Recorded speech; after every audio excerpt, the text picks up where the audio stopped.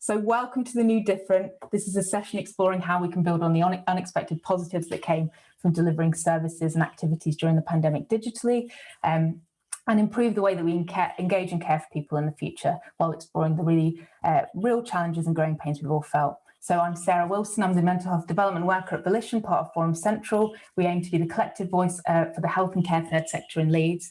And Forum Central and 100% Digital Leeds came together to plan this event as part of the 2021 Coproduction conference, which is a brilliant week-long programme led by the Leeds Coproduction Practitioner Network, which is a mixed group of service users, statutory and voluntary sector organisations who define, drive and share co-production good practice in the city. We're one of the last events of the week, so we hope you've all managed to catch some of the other excellent content across the conference. And if not, we encourage you to connect with the network and look out for future events. So I wanted to start by saying thank you all so much for coming, not once but twice, into this meeting. We felt it was the right place to present some case studies around new ways of working and collectively explore what's working, what the challenges are, and how we can ensure co-production plays a vital role in any changes we make as organisations. It's becoming clear that this is not as simple as developing a one-size-fits-all approach and sharing it across organisations. This is an ongoing process that needs to be tailored to the size, resources and culture of each organisation. And it's going to take a while for each of us to find our groove in this new landscape. And really, what could be a better example of that than the technical hitch that started this meeting? So yeah, we hope this session will really help each of you on your journey, and we wanted to emphasise that the learning from this event will be used to improve the support we offer as organisations and help us understand the resource and guidance needed to realise our ambitions as a city, which we'll go into in more detail at the end. So a little bit of housekeeping before we begin. I mentioned at the beginning, but for anyone who's just joining, the session is being recorded, but just the presentation side of things rather than the breakout room discussion. So please switch off your cameras if you're not comfortable being recorded in the main room. As usual, keep your microphone on mute during the presentations. Feel free to put questions and comments in the chat. And if you can't read the chat for accessibility reasons, we can send you a text version after the session if you'd like a copy. And lastly, we want to emphasise the discussion rooms are about providing supportive and open spaces for people to explore where they are, where they want to be, and the current barriers getting in the way. And there's definitely not an expectation to have it figured out. As you can see, none of us have, and we have to learn as much from what goes wrong as what goes right. So that's all from me for now. And without further ado, I will pass you on to Amy from 100% Digital Leeds. So my name's Amy Hearn and I am Digital Inclusion Coordinator, 100% Digital Leeds, which is the city's digital inclusion programme. So our job is to try and improve digital inclusion for people across the city.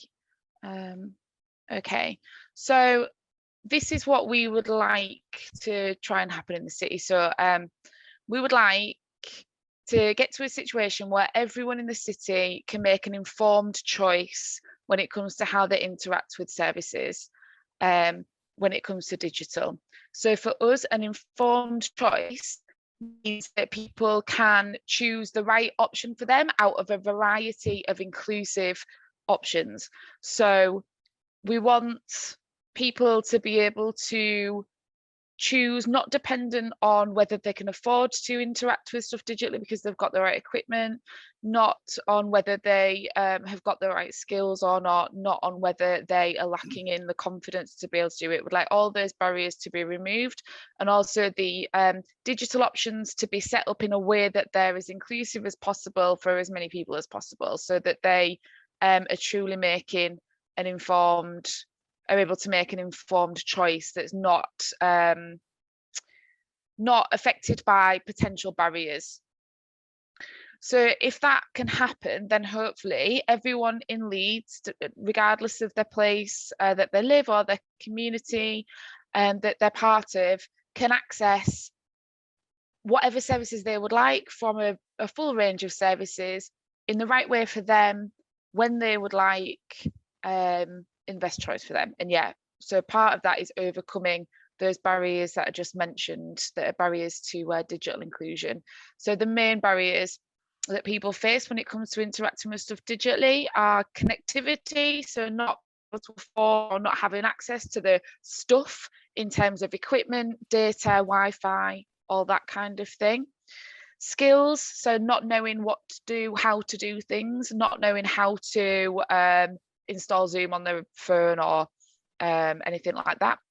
Confidence is a little bit different. So it's linked to skills, but confidence is more about people worrying that they can't learn the skills, or that they're not a digital person, or feeling intimidated by digital, or worrying that there's going to be adverse consequences to engaging with digital.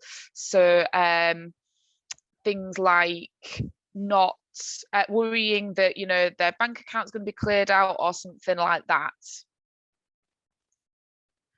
And then motivation, the final one, is for some communities the biggest one, and that is about people not understanding the range of options available to them when it comes to digital, and not understanding how interacting with things digitally could be of benefit to them. So like I said, that could be as simple as not knowing that there is a digital option, not wanting to be able to, not understanding what you can do with digital. And then it can also be about not understanding that the benefits to them of engaging with digital could outweigh any of the other confidence barriers and sort of complicated negative feelings that they might have towards digital. So that's more of sort of a hearts and minds type barrier. So when it comes to digital and accessibility, we know that only having a digital option, or having digital as the best option for engaging with services and things, excludes people that don't have the skills, confidence, etc., to be able to do that. Digitally excluded people are excluded when digital is the only or the better option for engagement. And we've seen during the pandemic that lots of people have been excluded in that way when we've been forced to not offer a face-to-face option. But we have also found that having a digital option has opened up possibilities for lots of people that face other barriers to access. We've found through working across our networks that people with physical barriers, mobility issues, travel issues, living in different geographical parts of the country, people that are reliant on carers to get them to places, people that have got caring responsibilities and other things that stop them from getting out and about, people with anxiety issues, lots and lots of different people have found the option of being able to engage with services digitally more inclusive for them. So the ideal situation for us would be that people, like I say, have got a choice out of a range of options when it comes to engaging with services, digital and non-digital. It's also worth pointing out that having a non-digital option for engagement isn't the same as being digitally inclusive. So for me, I am able to engage with digital services. So that means that I have got a choice. I can do, when there is that option available to me, I can engage with services digitally or face-to-face, and I can choose the best option for me. Leaving people to only be able to take up the face-to-face option isn't an equal choice for me. It needs to be everyone being able to have both options. And like I said before, they should have those options, having already taken care of the barriers that could influence that I mentioned before: connectivity skills, confidence and motivation.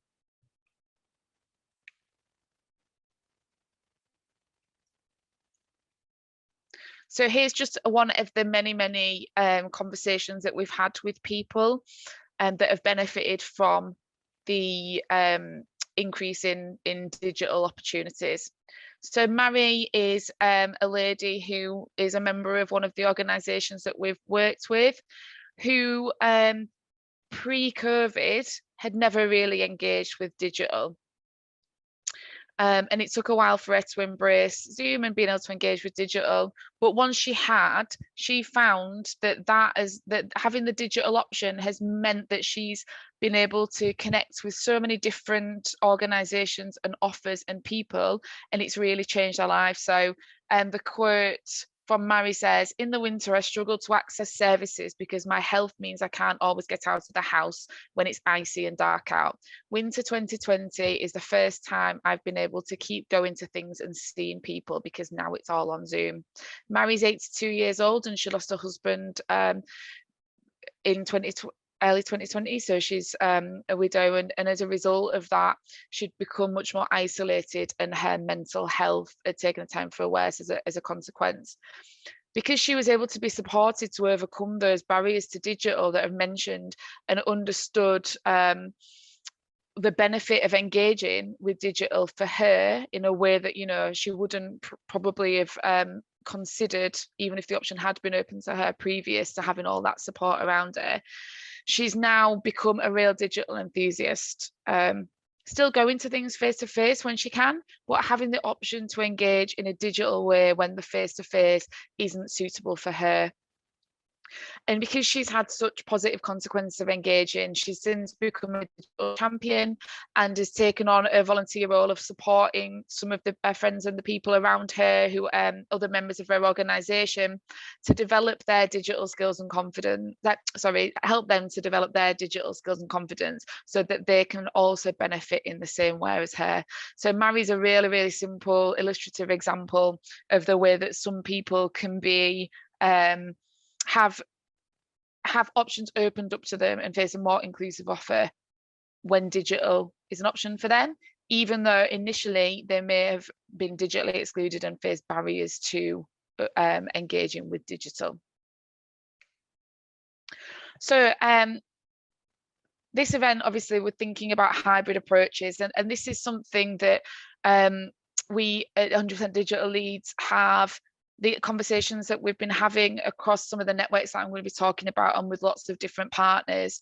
And I'm sure that everyone here today is in agreement that, you know, whilst for many organisations and people, the pandemic has sort of forced them to engage with digital, and there's been a real push to take offers online and to support people to engage. And the recent Lloyd's Consumer Digital Index survey that's done every year, if anyone's interested in knowing about general digital inclusion trends and patterns across the country, Lloyd's Consumer Digital Index is the main way to understand about digital inclusion on a year-to-year basis.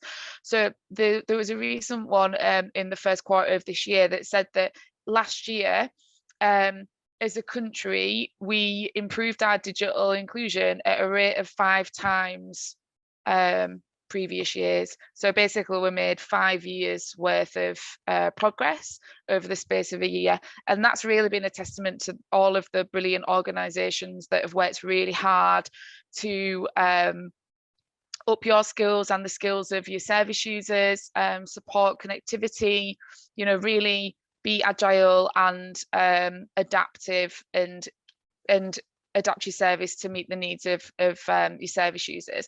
And all of that progress is something that we don't want to lose.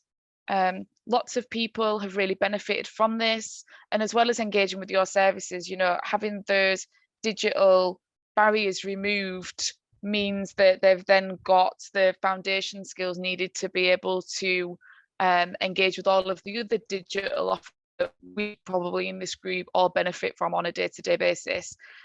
We know that being digitally included saves the average family about £744 a year, even on top of having to pay for digital stuff, because being able to engage with things digitally saves people money in terms of having choice opened up to them, and also in not having to travel and go to places and stuff like that. So we really want to be able to build on those successes, both for organisations and for individual service users. There's been a lot of talk of going back to normal and flexing, you know, back to how things were. I think that's something that we don't want to do, but also there's now a pressure for everybody to try and do both and take this hybrid and blended approach. And I haven't got any answers for you here today. We're here to talk about the different, you know, how we can come together to share learning and understanding and see how we can make this work. But these are some of the points that I just wanted to mention to start the thinking really into how that can happen, because for lots of conversations that I've been having, these are some of the sticking points that we've come across. So when thinking about a hybrid offer, that thing of allowing people to interact with you and supporting people to interact with you face to face and digitally, we would say think about a hybrid approach across your whole offer and organisation, not looking at individual activity by individual activity, because not all activities are going to be suitable for a hybrid approach. And it isn't necessary for every single thing to always have equal opportunity of access digitally and non-digitally. As long as there's some digital within your offer and some face-to-face, then that to me is a hybrid approach. And also, as we have with, progressing our digital infrastructure and skills and that across COVID, it's not we don't need to design all of this at once. We can take a step-by-step approach and get some easy wins and adopt a hybrid approach where it makes most sense, where there's an obvious fit. We don't need to get too hung up on trying to make everything hybrid. Like, as an extension of that, hybrid can take lots of different forms. So for some organizations, it might mean having a face-to-face meeting and having a digital meeting. And people having to choose which they want to take part of, and that's okay to me. It doesn't need to be that every single thing is offline and online at the same time.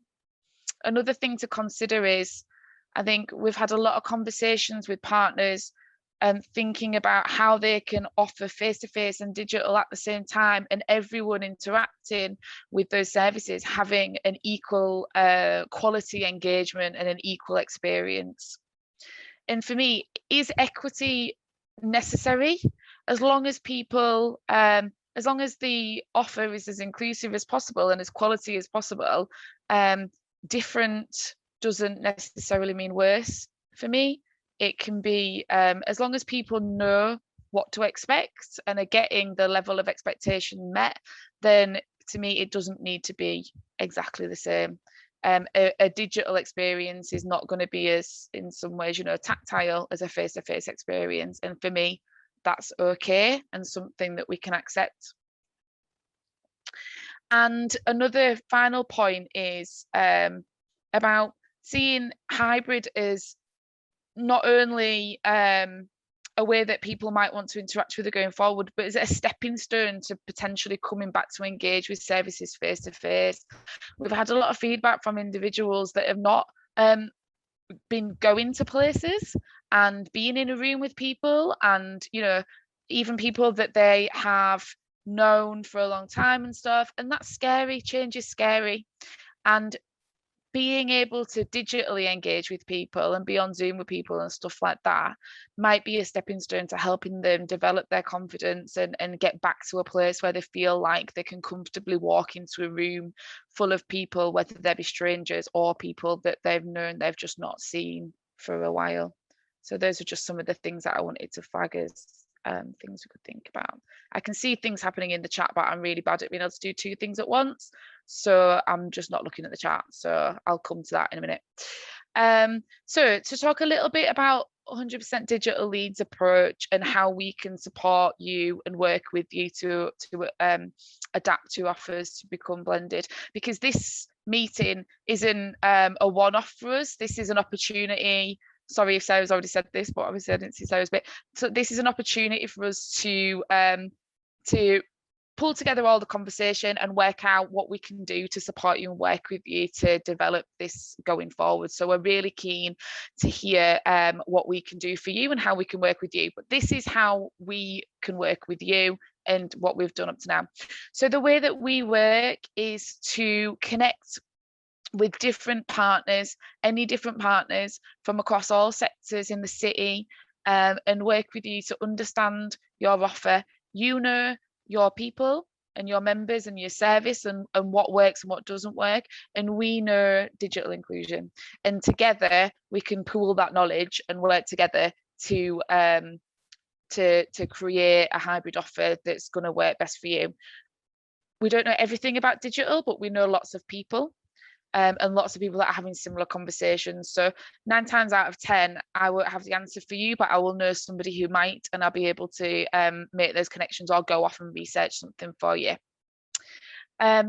we work with partners to embed digital inclusion into their offer based on the assets and opportunities that they have.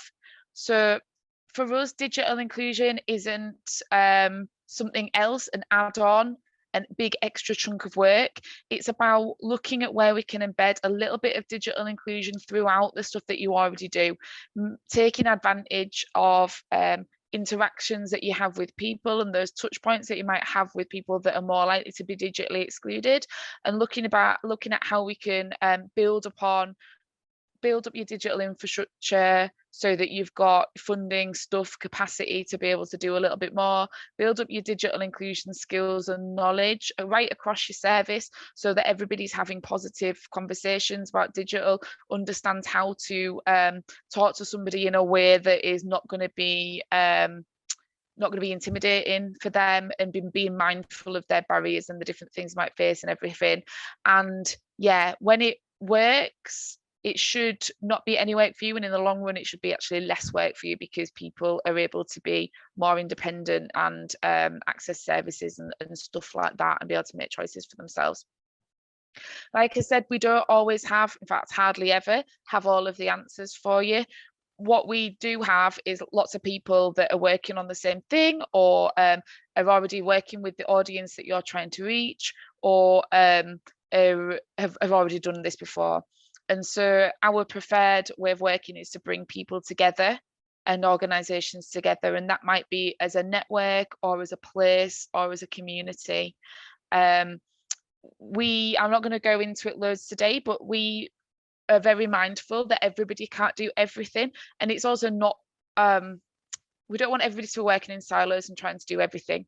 What we try and encourage people and organizations to think about is, around a person there's lots and lots of different organizations and people around them, and as long as all those organizations or people are doing their bit in terms of digital inclusion, again based on their opportunities and the assets and everything, then that person has a whole 360 offer around them, and we're all working together on the same objective. I'll talk a little bit about those networks in a second. One of the big things that we can offer is digital champions training, and we've got over 3,000 digital champions working across the city. So a digital champion for us is just somebody who knows about digital exclusion and can work in a way that's mindful of people's digital exclusion, and then it builds up from there. It isn't necessarily somebody who is offering lots of digital skills support or anything like that, although it might be. It's people that are working in a digitally inclusively informed way. I don't think that was a real sentence, but hopefully you understand what I'm trying to say. So we're keen for as many people as possible in the city, especially if you're working with communities and individuals that might be more likely to be digitally excluded, to be trained as digital champions. And that would mean that you would know what digital exclusion means for people, what that looks like, you can recognize when somebody might be more likely to be digitally excluded, the right way to be able to support them, and the other support that's happening in the city, so that you can properly signpost people to other support. And then we can also work with you from there to look back into your organisation and your setup and think, where are those touch points and opportunities for us to be able to look at embedding digital inclusion throughout what you're doing and making the most of all of those assets.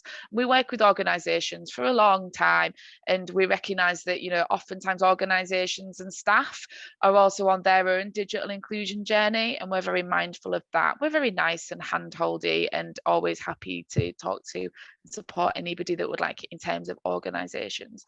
What we don't do is support individual citizens and your members and service users and stuff like that, because there's only 4 of us on our team. We don't have the capacity, and we're not the right people to do that, because we're strangers. You are the right people to do that, and other partners are the right people to do that. So we will link you up and upskill you and all of that, so that you've got what you need within what you're already doing. And through that, we're utilising partner organisations as a conduit to be able to engage and work with tens of thousands, don't even know how many, lots of people across the city to get them the support that they need. So finally, I've mentioned some networks that we co-facilitate. So these networks, we've got 4 at the moment. If anyone has got wants to talk about another one, we're always open to that. But these are networks that are partnerships between different partners that all work with the same audience or have a shared objective, and they're co-facilitated with another organisation from within that sector. So we've got the Aladdin network, which is brings together organisations that work with adults with autism and or learning disabilities, and that's co-facilitated with Pyramid. We've got the Older People's Network, so that is co-facilitated with Leeds Older People's Forum, and that brings together neighbourhood networks and other organisations that are supporting older people in particular. We've got a Sensory Impairments Network, co-facilitated with Forum Central. It brings together organisations supporting and working with people with sensory impairments across the city. And then we've got the Arts and Culture Digital Inclusion Network, and that's co-facilitated with Jen Rhodes, who I'm not sure what her job is, but she works within the council. I've literally just come out of that network as well, so I'm glad this is being recorded for posterity. Anyway, that is bringing together arts and culture organisations to look at how they can make sure that their offer is digitally inclusive, and that digitally excluded people are able to be supported to engage with arts and culture. That's especially important because we know that arts and culture is a really good motivator for people who are digitally excluded, especially if that exclusion is because they are lacking in skills and confidence. Because for those people, there's a lot that they need to be in a situation where they feel comfortable and safe and fun, and they need to get over, you know, some of those confidence issues and things like that. So arts and culture is a really nice way to do that. So those are the different networks that we'll definitely be picking up some of these conversations with, and they're practical networks that do stuff. So we will go away with whatever we have today and work on some of these points with them. And also you're welcome to join those networks as well, and know that they're there even if you don't have that shared audience. If you're interested in knowing how to engage that audience or whatever, you're welcome to connect with those as well. So that's it from me. Thank you. I don't know what's next on the agenda, Sarah. I'm sorry. Next up, we have our series of case studies. Thank you so much, Amy. That was brilliant, as always. Thank you. And we're going to start with James from Pyramid. So as soon as I found unmute. Hello, hi everybody. My name is James Mabbett. I work with Pyramid. For those who don't know, Pyramid is an arts organisation who work with people with with and without learning difficulties, autism or neurodiversity.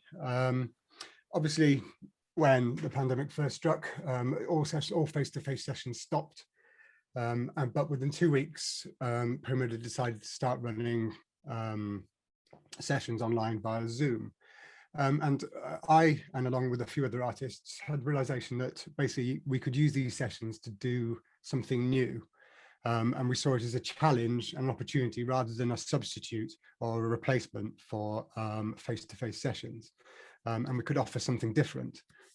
Within the 2 weeks running up to starting the sessions, I'd figured out a way of running the audio from Zoom to my recording software and then back to Zoom. So I was getting people running around their house looking for objects, banging on glasses and hitting things and making the cats meow at the screen, and recording all that and building up music in real time and basically creating entire songs for quite a few groups throughout the year.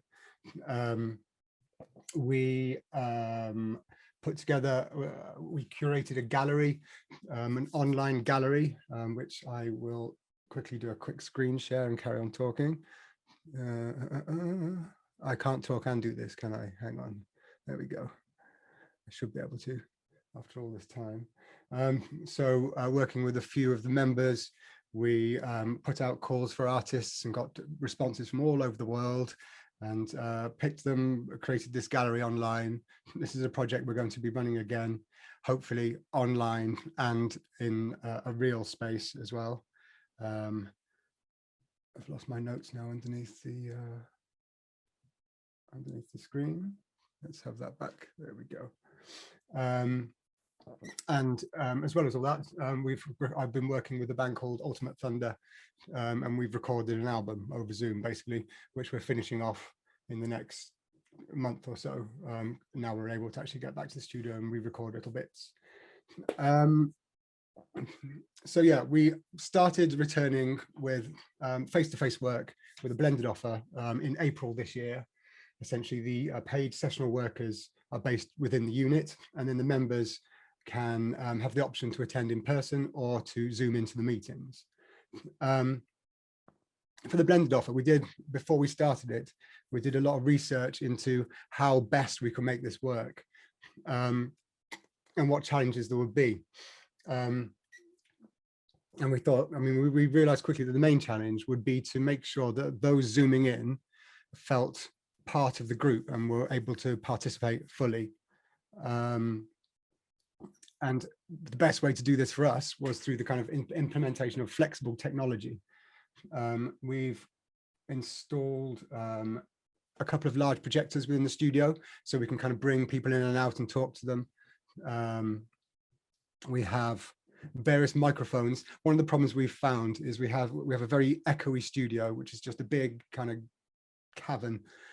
So we've rigged up various microphones to enable people to kind of walk around and talk, so the people on Zoom can hear us properly, and various speakers as well, so we can carry them around via a Bluetooth speaker and they can hear them wherever.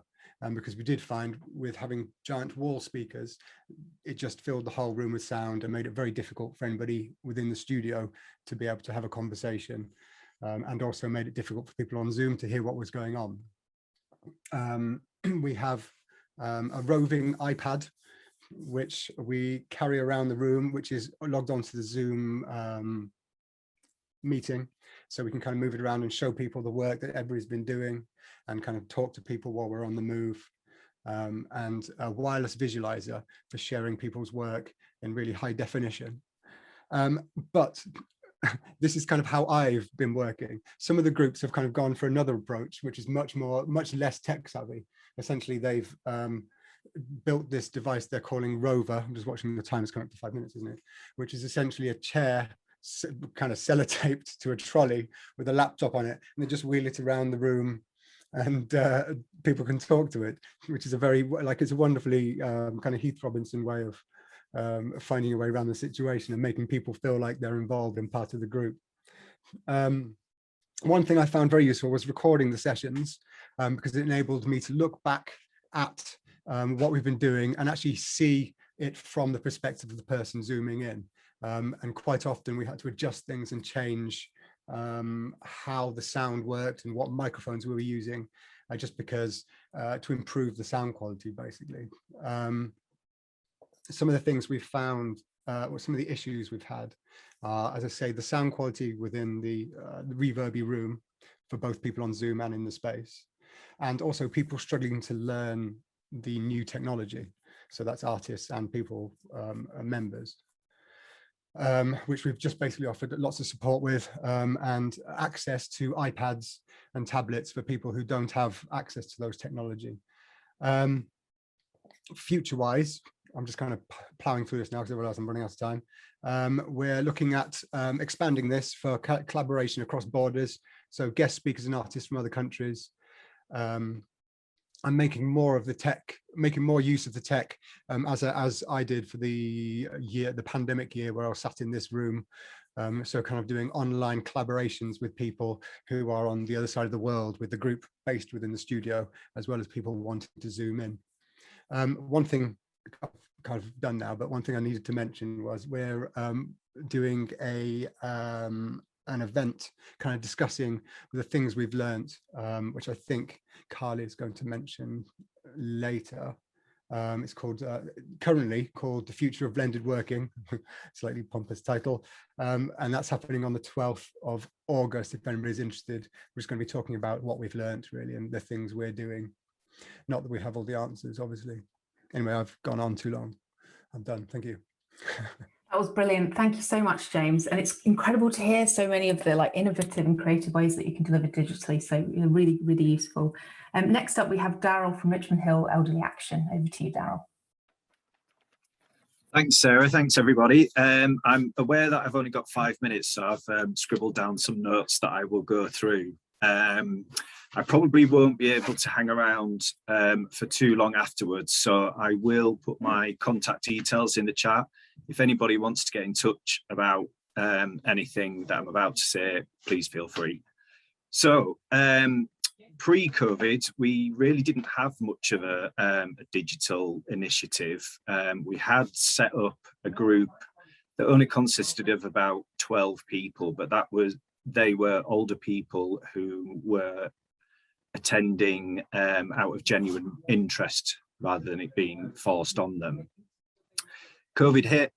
Obviously, everything had to close. We did keep the offices open, so the staff were still there on a rota basis, but obviously we couldn't have members of the public coming in, which is partly where we started linking in with 100% Digital, who have been a brilliant help, because the pandemic also brought age regardless, really, because we're based in a community centre. It brought a lot of panic from the local area about having access to digital because everything just about suddenly shifted online. But that was coming from local families as well who don't have internet at home. We're the third most deprived ward in Leeds. People can't necessarily afford big data bundles. And there's no way any of our members as Richmond Hill Elderly Action were suddenly going to put a call into Virgin Media to come and hook them up onto the internet. So we secured some funding that enabled us to buy 16 tablets, and some were donated as well through 100%. And tablets came with prepaid data, so data was always an issue. Well, how do I pay for it? What is it? Where do I get it? So that was half the battle immediately with having everything prepaid. And we also got 20 refurbished smartphones donated with 12 months worth of calls and data from O2 and Hubbub.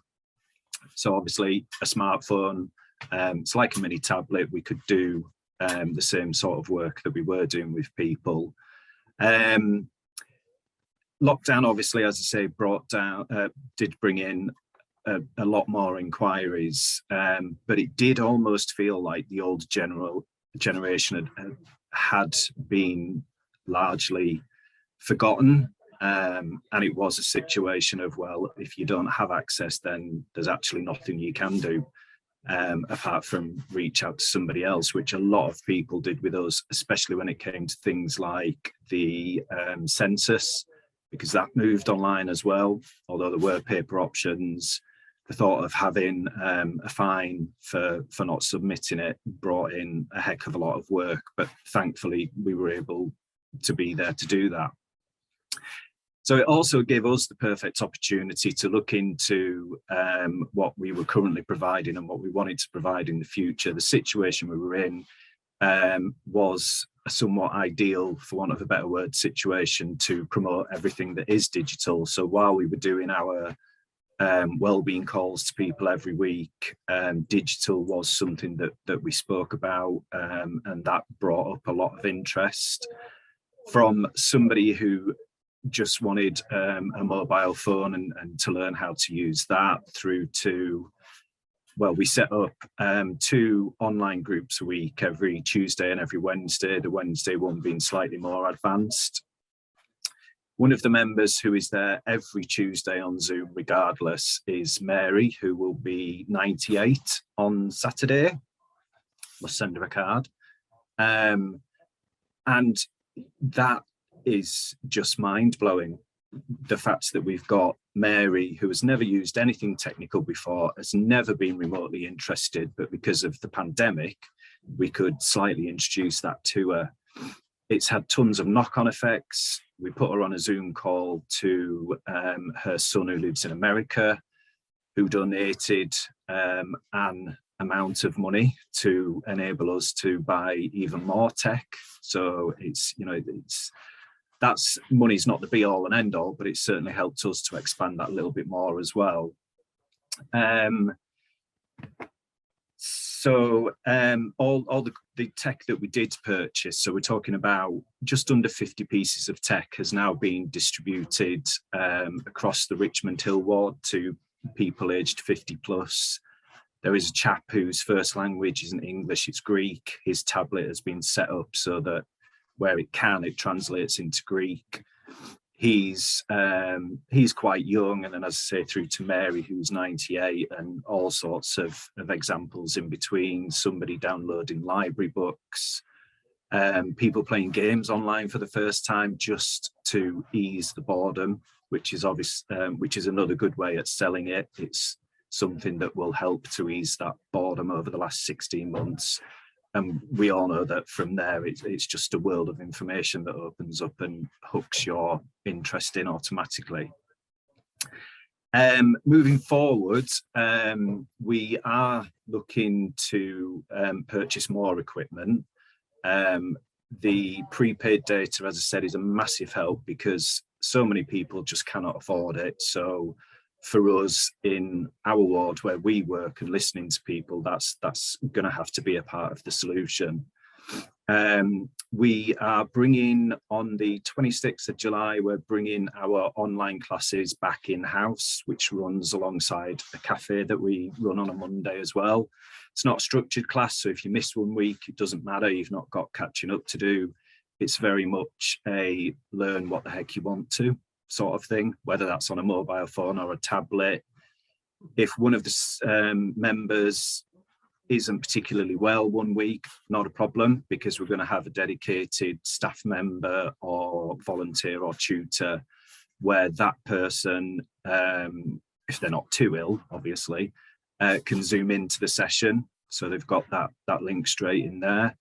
And our Swift worker, Donna, who works predominantly with people who are absolutely housebound, we want to get tablets out to those people as well who are, you know, horrific as it sounds, can be laid in bed for 10 hours a day with nobody but carers going to see them for 15 minutes at a time.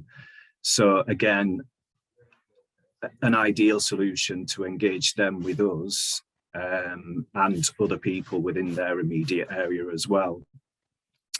And I think that's about it from me, I think. That's brilliant. Thank you so much. There's so much useful information now. I'm sure everyone agrees that was really, really brilliant. Next up, we have Karl Proud from the Leeds Hearing and Sight Loss Service. Karl, are you with us? Hi, everybody. Okay, so for us, one of the things that we really saw happen through the pandemic and really still happening now is as lots of different organizations went online working with either clients or staff, they really start to ask questions about how they could do that best, certainly in terms of video conferencing with staff members who had a sensory impairment. And Leeds Hearing and Sight Loss Service work with people with hearing loss, profoundly deaf who use British Sign Language as a first language, and with different levels of vision impairment, as well as deaf blind. So we've been doing a lot of work now with really trying to sort of raise awareness of the best ways to actually run meetings and groups when you have people who are sensory impaired and trying to keep their involvement.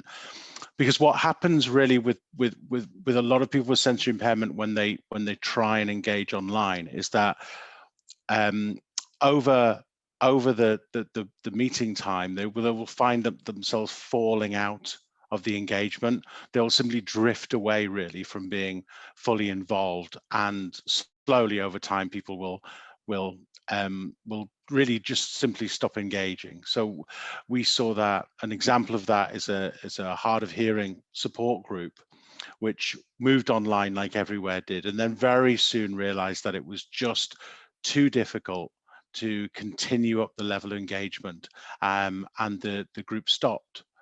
So over this last year or so, I've come up with a number of things really to sort of raise awareness of barriers that can happen for people with sensory impairment when involvement in video conferencing. So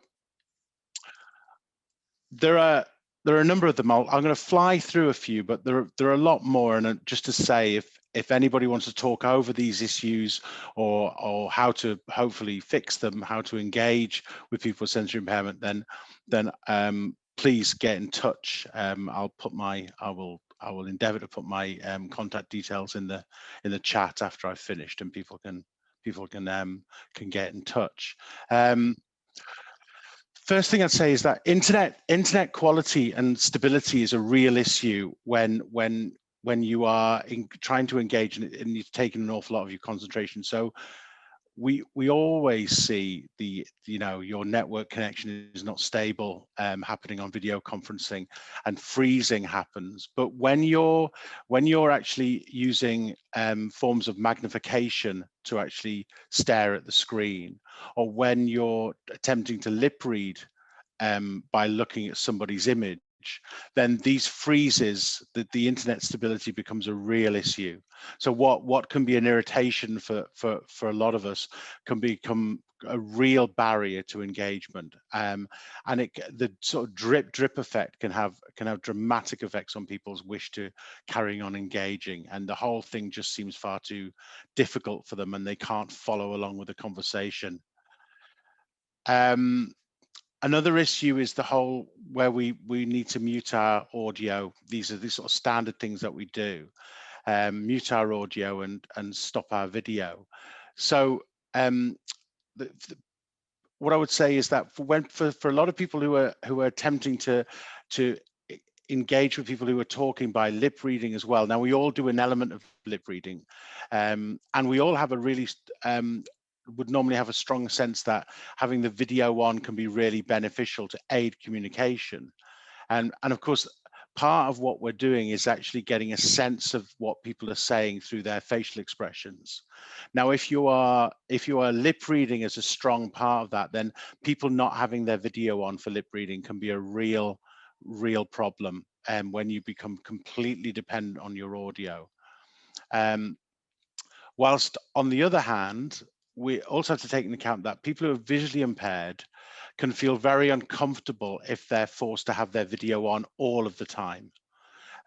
So if you imagine that you're sitting looking at the screen and staring at, and if you can't see the screen, or what you see is just, say, a blur in front of you, then being forced to be aware that you've got your video on facing you can actually make you feel very uncomfortable, and your confidence levels can drop. So being able to feel confident enough to actually stop your video, to take into account that you're not really looking at what everybody else is looking at, is really important, and can make people feel a lot more confident. One of the things that I sometimes say about being visually impaired over a period of time, being totally blind over a period of time, is that you forget that other people can see. So you tend to interact with the world imagining that not everybody else is actually looking at you. So suddenly being aware that there's a video camera on you can make you feel very, very uncomfortable. So understanding that you can switch your video off and on for when you're talking, and then off for when you're listening, can be really useful to help people engage. Another thing is how we organize turn taking in our engagements. So different organizations do different things very differently. Sometimes they can use the electronic hand raise process, and somebody will be in charge of actually facilitating who's turn taking. But in a lot of more social interactions, we may let things be a bit more chaotic with turn taking. That can be really difficult for people with a hearing impairment. and absolutely just a non-starter for people who use British Sign Language as their form of communication, because they may be looking at an interpreter on the screen. And so knowing when it's their turn to talk, and also who's talking at any one point, so the interpreter can actually follow the conversation and make sense of the conversation, it becomes very important to organize a turn-taking process. Also, for people who are visually impaired, if you decide that you're going to do a sort of physical hand raise, so people just put their hands up, it can be very awkward when you put your hand up and you're not sure how long to hold your hand up. Do you hold your hand up until you're called, or do you hold your hand up until you realize that the person who's facilitating has seen your hand raised, so they know you're there? So being aware that people might not want to engage when they're not confident about turn taking can be really important when organizing things and when running not just social groups, but also when working with staff with different impairments. Other thing for people for people is the chat function. So I'm imagining that there's a lot of comments being put in the chat today, but as I personally interact with Zoom using a piece of software, assistive technology called a screen reader, which reads out everything that I focus in on the screen, I have to switch the chat off for me personally, or what I'll have is I'll end up with just a constant stream of synthesized voice telling me what people are saying in the chat. And I'm sure what everybody is saying is absolutely gold dust, but I'm afraid that it becomes very difficult to listen to people talking when you've got another voice shouting at you. And it sometimes does feel like it's shouting. And especially if you can imagine that people put in links, for example, web links, then what will happen is if you're using assistive technology which reads the screen, it will start reading out the whole link. So those incredibly long links, which of course we just glance at when we can see, suddenly become a stream of verbose chat into our ear when we're listening. The other thing to say is if people are British Sign Language users, I'm imagining a lot of people will know this, British Sign Language is not English. So there's not a direct translation between British Sign Language and English. So a lot of people who are British Sign Language users, English is effectively a second language. So the chat may be problematic, and a lot of times what will have to happen is an interpreter will effectively interpret the chat as well as the communication from speakers. So that can be problematic. Also, if you're using magnification software on your computer, if you're visually impaired and you can use magnification, then actually focusing in on different parts of the screen can be really difficult. So having to focus to the chat streaming across your screen as well as the people talking can be really problematic. Shared screens can be a problem. When we share a screen, we're giving up what tends to be talked about as the real estate of our screen at this point. So we lose an amount of space on our screen. So, for people to get a decent size image sometimes of the person who's speaking. Interpreters can struggle if the screen is suddenly blocked, and British people who are trying to focus in on the interpreter.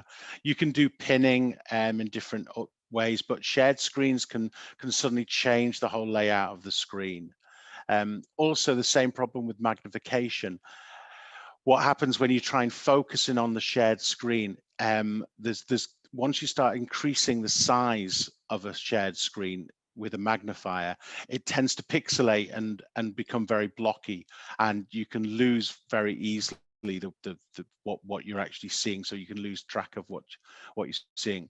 The other thing is when we advise presenters to share their screen, we also always talk about how you should read out what's actually on your presentation for people who are not able to really follow it on the screen.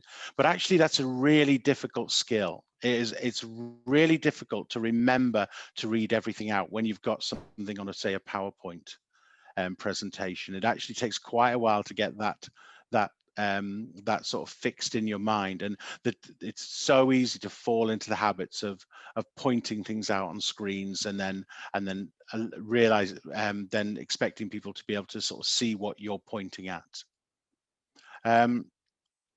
And I think one of the last ones I would say, and I'm going to finish up here. I've tried to fly through this, and like I said, if anybody's got any questions, then please, I will put my email in the chat.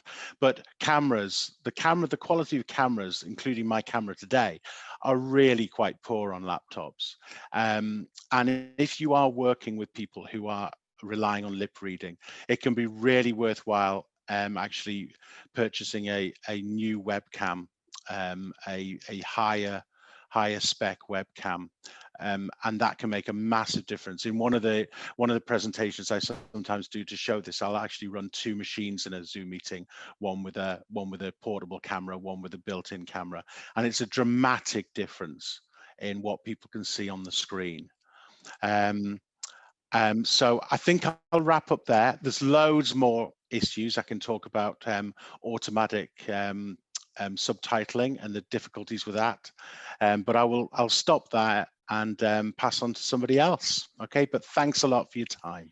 That was brilliant, Karl. Thanks so much for highlighting how important it is to make things accessible and engaging for people with sensory impairment, with some real practical considerations there. Really useful. Our final case study of the afternoon is Darren from Touchstone. Over to you, Darren. Thank you, Sarah. Thank you, everyone. I won't try and repeat what James, Karl and Darrell have already provided, but I'll be quite brief, hopefully.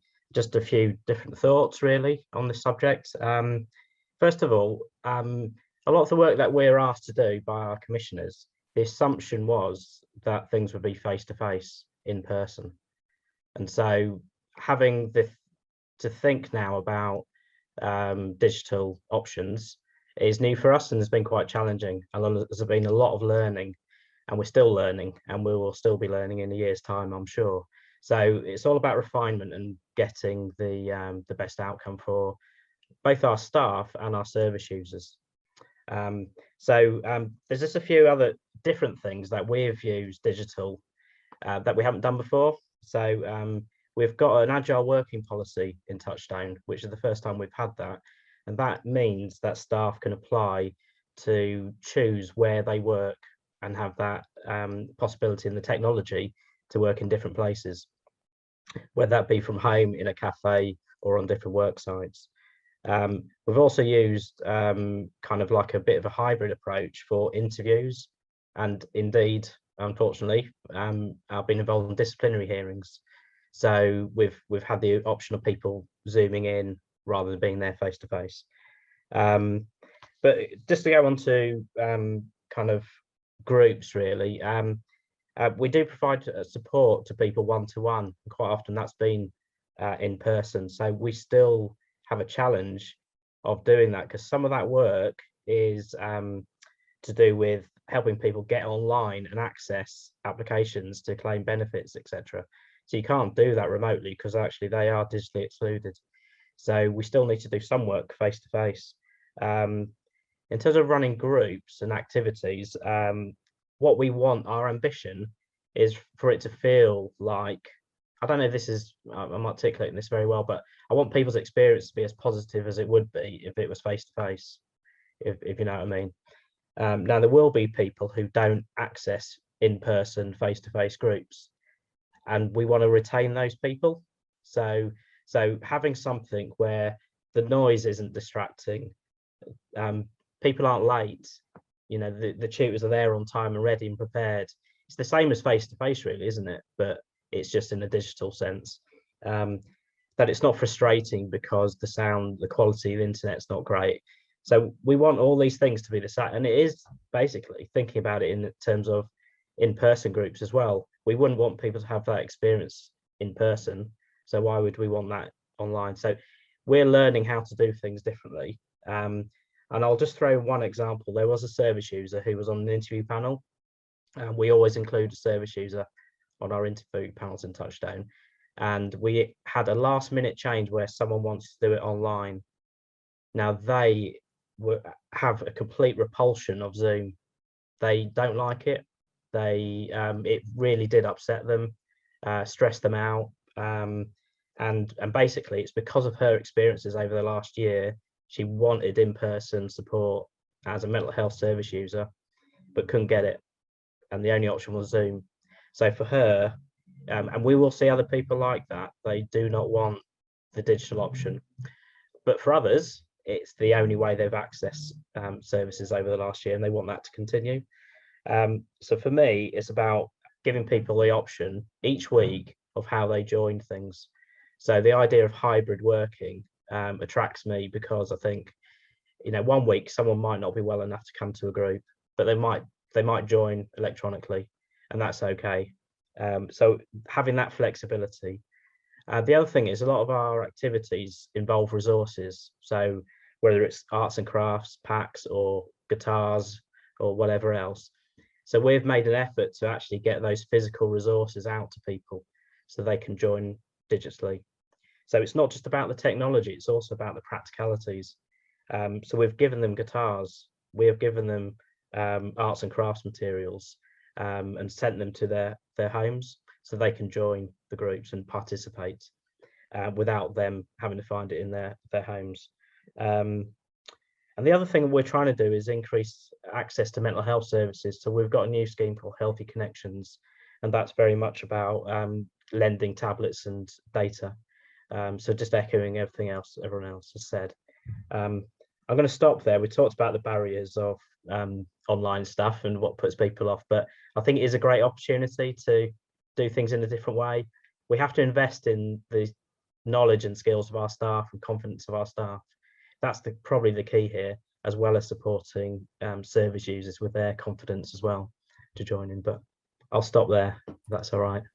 Absolutely, Darren, thank you so much. I totally agree. Co-production is such a key part. And if we can learn anything, it's that, you know, lockdown made us kind of fast track digital. And now I think we should also allow this new transition to fast track co-production into the heart of everything that we do, if it's not already, which I know it already is for Touchstone, but still I think it's a great takeaway for wider organisations. So we're running a little over, so instead of presenting, I'm going to collate my thoughts to be circulated later. As I'm sure you agree, I think the case studies are just the most useful part. What we're going to do now is go straight into the breakout room. So if you do need a break, the breakout rooms are quite large. Go and run and get a coffee, go to the toilet during the speech. But what we're going to do is we'll talk about our reflections, aspirations, obstructions and solutions. So in the widest sense, what did people take away from this session and what would they like to discuss further? So I'm going to open all of the rooms now if you'd like to accept the invite. So we're just going to go through a few next steps and close. So over to you, Amy, in terms of things to look forward to. Okay, so thank you so much for giving your thoughts and views and everything today. It's been really, really valuable. And like I said at the start, we're seeing this event as the gathering of thoughts and feelings and looking forward to something that we can actually action. So what we need to do now is go away, me and Rachel and Sarah and that, go away and pull together some of these thoughts, and with all of the thoughts that Sarah's been gathering at multiple meetings through Forum Central as well, and look at some you know, correlation between and some things that we can start actioning and need, and go away and start doing that. So there's 4 digital inclusion networks that I mentioned that 100% Digital Leeds help facilitate. We'll use those as a starting point to continue some of those conversations, because there's people with, you know, expert skills and knowledge. So Karl was brilliant to offer his support for people wanting to know more about how to support visually impaired people.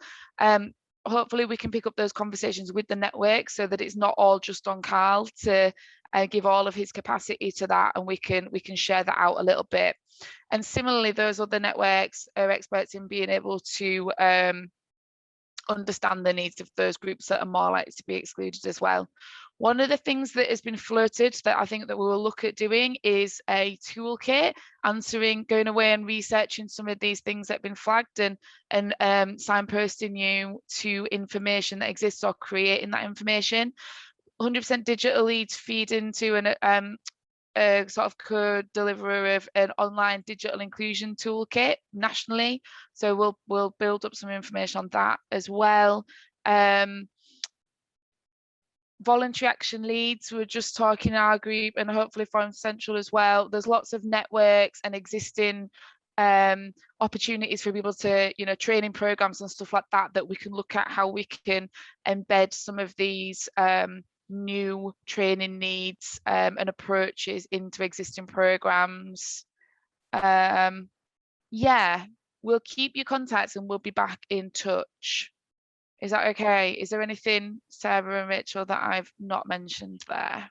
I just had one final thing, which is to flag that the Leeds Health and Care Academy are going to be delivering 3 themed workshops called Meeting Virtually, Leading Virtually and Caring Virtually. And the first workshop pilot, Meeting Virtually, will be on the 26th of July, 3 to 4:30. And we'll make sure that we send the booking link out to you after the event. But yeah, huge thanks to you all for coming, to the speakers today, and for your time and contributions. This has been such an interesting session. I hope you agree. And thanks to everyone's openness and willingness to contribute. So thank you to you all. All that's left to say is that we hope you have a wonderful afternoon. And thank you so much for coming. Cheers, everyone. Thank you. Bye.